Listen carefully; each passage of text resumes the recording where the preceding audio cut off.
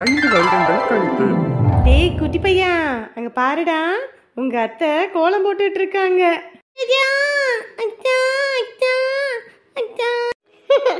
நீங்களும் வரீங்களா? கோலம் போடுவோமா?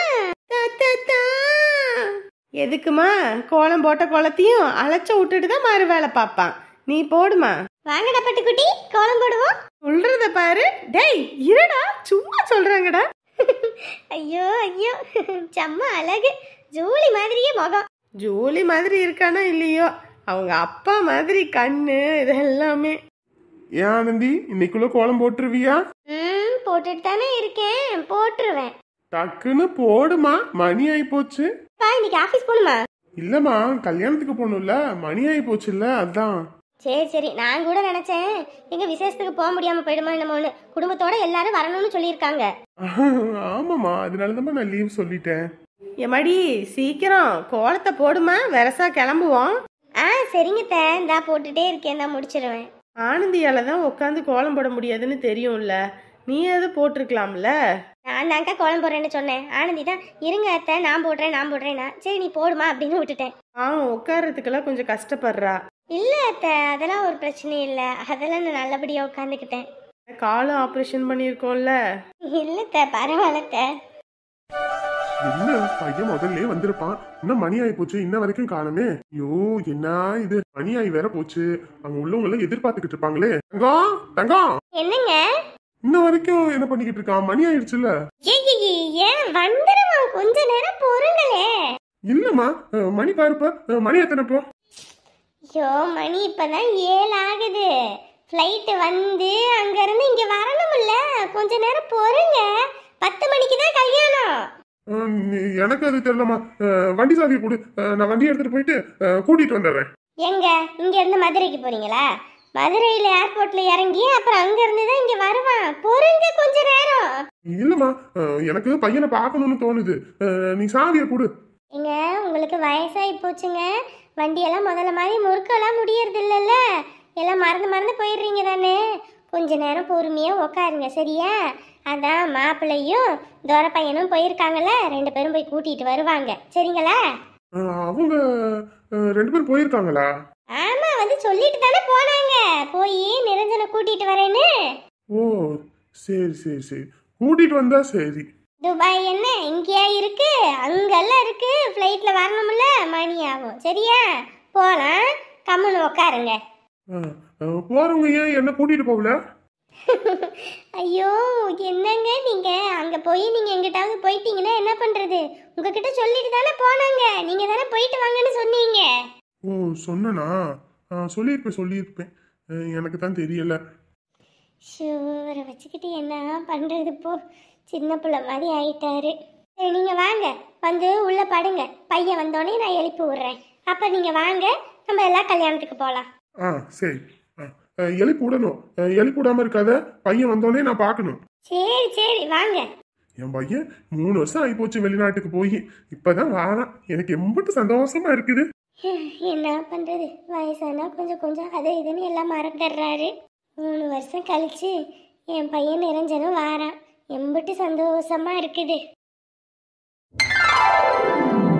என்னங்க மணி ஆகி போச்சு, பிள்ளைங்க என்ன பண்ணிட்டு இருக்காங்க? அச்சச்ச, வயசு ஆக ஆக உனக்கு இளம கூடிக்கிட்டே போகுதுமா, அதுதான் எப்படின்னு தெரியல. குத்தி படுவ சொல்லிட்டேன். கல்யாணம் ஆன புதுசுல என்னை எவ்வளவு அன்பா பேசுவேன், கதிர் வாங்க போங்க கதிர் அப்படின்னு. இப்போ குத்தி புடுவேன்ற, மிதிச்சு புடுவேன்ற, அடிச்சு புடுவேன்ற. எல்லாரும் சொல்ற மாதிரி தான் போல இருக்குது. கல்யாணத்துக்கு அப்புறம் பொண்டாட்டிங்களுக்கு பயந்துகிட்டு தான் புருஷங்களோட வாழ்க்கையை ஓடுவோம்னு சொல்லுவாங்களே, அது உண்மைதான் போல இருக்கு. ராணுவத்துல இருக்கிறப்பெல்லாம் எல்லாரும் எனக்கு பயப்படுவாங்க, ஆனா வீட்டுக்கு வந்தா மட்டும் உனக்கு நான் பயப்படுறதா இருக்கு. இப்ப நீங்க வேணும்னே பேசிட்டு என்கிட்ட ஒத்த வாங்க போறீங்க, ஒழுங்கா ஓடிடுங்க. கல்யாணத்துக்கு டைம் ஆகி போயிடுச்சு, முன்னாடி நின்று நம்ம தான் எல்லாமே பண்ணணும்னு சொல்லியிருக்காங்கன்னு சொல்லிட்டு இருக்கேன். இப்பதான் வெட்டியே நியாயம் பேசிட்டு இருக்கீங்க. பிள்ளைங்களை கூப்பிடுங்க. முருகன், தென்றல், இங்க வாங்க. Daddy 2 minutes daddy. ஏய் எத்தனை 2 minutes டீ பண்ணிட்டு இருப்பீங்க? 2 பேரும் வரீங்களா இல்ல உத வாங்கிட்டு போறீங்களா? 2 பேரும் கிளம்பி வரலன்னு வெச்சுக்கோங்க, உங்களை விட்டுட்டு நாங்க பாட்டுக்கு கிளம்பி போய்டுவோம். Daddy 2 minutes.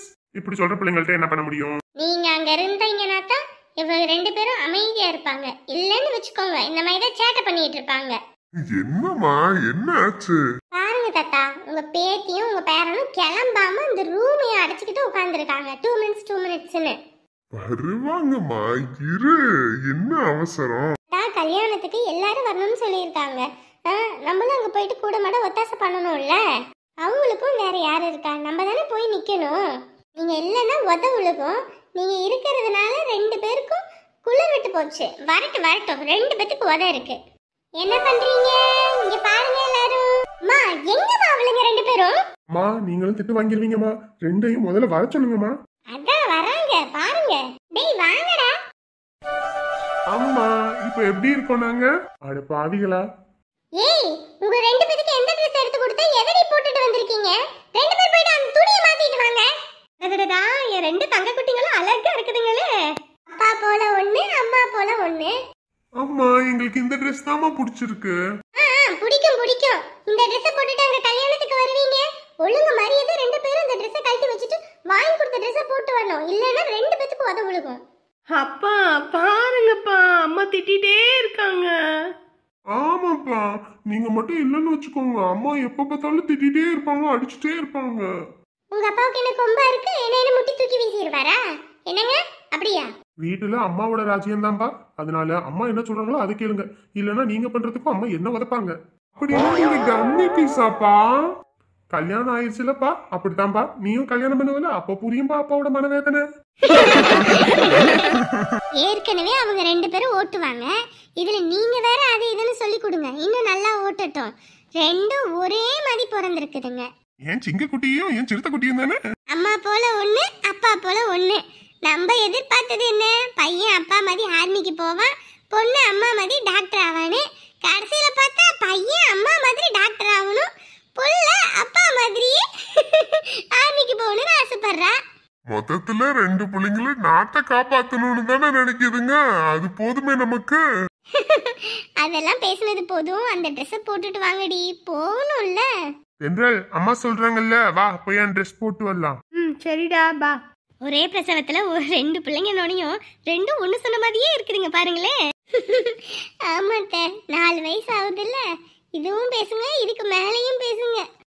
காடிச்சுக்கிட்டு கூடிச்சுக்க வா, கூடிச்சுக்கிட்டு காடிச்சுக்க வா, தமிழில் எனக்கு பிடிச்சது மப்பு. இப்படியே பாடாதப்பா கப்பு, வாயை திறந்தாலே கப்பு, வெளியே நீ போப்பா, அம்மா கிட்ட செத்த. ஏமா, நேரங்காலத்துல இதெல்லாம் சமைச்சுக்கிட்டு எதுக்குமா? அதான் கல்யாண வீட்லயே சாப்பாடு போடுறாங்க, அங்க சாப்பிட்டுக்கிறது. வச்சுட்டு கிளம்புமா, மணி ஆகி போச்சு. அத்தை, கல்யாண வீடு நம்ம இங்க ஒரு நேரத்துக்கு சாப்பிட்டுக்குவோம். நான் ராத்திரியும் அங்கே போய் சாப்பிட முடியுமா? வந்தோடனே வீட்டில் எந்த வேலையும் செய்யவும் முடியாது, உடம்பெல்லாம் அலுப்பாக கிடக்கும். இதுங்க 2மா சோறு சோறு சோறு சோறுன்னுங்க. அதுங்களுக்கு ஒசரம் தான் அத்தை சமைச்சிக்கிட்டு இருக்கேன். ஏன்னா நம்ம கூட ராத்திரியில் பட்னியாக கூட படுத்துக்கலாம் போதும்னு. இதுங்க 2மா சோறு சோறுன்னு அப்புறம் அந்த நேரத்தில் சமைக்கணும். அதை இப்போ சமைச்சு எடுத்து வச்சுட்டு போயிடுவோன்னு சமைச்சிக்கிட்டு இருக்கேன். ஒரு நேரம் தான் நம்ம கடை கண்ணியில் எதுவும் வாங்கிக்கலாமா? கடையில் சாப்பிட்டாதான் உங்கள் பையனுக்கு நெஞ்செரியுதுன்றாரு, வயிறு எரியுதுன்றாரு, வாய் எரியுதுன்றாரு. அப்புறம் என்னத்த பண்ண முடியும்?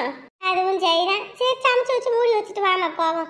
இன்னாட்டா குசுப்பாண்டி, அப்பா ராஜா பகதூர் மாதிரி அப்படியே சும்மா ஜம்முன்னு இருக்கனா? ஜம்முன்னு இருக்கதெல்லாம் இருக்கட்டும், அங்கத்தான் சோபா இருக்குல்ல, அங்க உட்கார வேண்டியதானே. அதை விட்டு என்னப்பா கீழே உட்காந்து புரண்டுகிட்டு இருக்கிற? ஏதோ ஆமை குஞ்சு மாதிரி கவுந்தடிச்சு. டேய், அது என்னன்னா, நம்ம கல்யாணத்துக்கு போறோம். அங்க நமக்கு நல்ல விதவிதமான சாப்பாடெல்லாம் உள்ள கொடுப்பாங்க.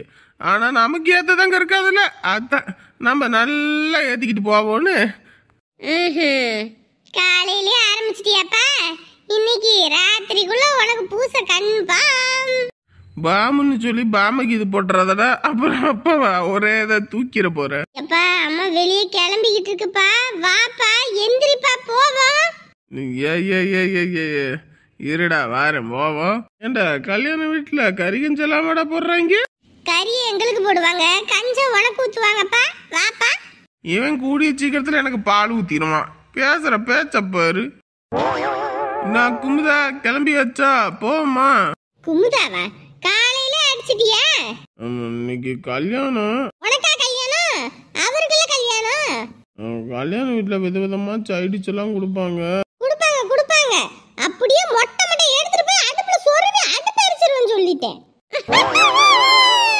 பாத்தியா, நீ என்ன இப்படி கிண்டல் பண்ற? இந்த குசுப்பாண்டி எல்லாம் சிரிக்கிறான் பாத்தியா? ஆமா, இங்கே சிரிக்க அடிச்சிருங்க. அப்பதான் அங்க போய் எல்லாரும் முன்னாடியும் அசிங்கப்பட்டு அவமானப்பட்டு வரலாம். நல்ல நாள் பெரிய நாள் இதெல்லாம் தொட்டுக்கிட்டு இருக்கலாமாடா? எம்பிட்டு பெரிய தப்பு இதெல்லாம். ஆத்தா, நான் ஒன்னும் தொடல அத்தா. ஆமா, அவர் தொடல, குடிக்க மட்டும் தான் செஞ்சாரு. இங்க பாருடா அரவிந்த், நீயும் நல்ல பெருசா வளர்ந்துகிட்டு இருக்க. உங்க அப்பா மாதிரி பழக்கம் உனக்கு வரவே கூடாது சொல்லிட்டேன். சிச்சி சிச்சி சிச்சி, இந்த அப்பா மாதிரில நான் இருக்க மாட்டேமா. நானே கதிரண்ணா மாதிரி ஆர்மிக்கு போகணும், என் வாழ்க்கையை எப்படி எப்படியெல்லாம் கொண்டு போகணும்னு இருக்கேன். இந்த அப்பா மாதிரி இந்த மாதிரி விஷயத்துல எல்லாம் என்னோட புத்தியை நான் செலுத்த மாட்டேன். பாத்துக்க, அவன் காலை கழுவி குடி, அப்பயாவது உனக்கெல்லாம் அறிவு வருமா என்னன்னு தெரியாது. அடியே, இங்க பாரு, அவன் உலகத்தை தாண்டி காப்பாத்த போறேன்னு சொன்னான். ஆனா நான் உனக்கு சோத்த போட்டு உசுரை காப்பாத்திக்கிட்டு வரேன்டி. என்ன போய் எப்படி சொல்ற? அந்த அறிவு கூட உனக்கு இல்லையே. எங்க மேல சத்தியம் பண்ணிவிட்டு இதே வேலையை தான் பண்ணிக்கிட்டு இருக்க. திருந்தன பாடு இல்லையே.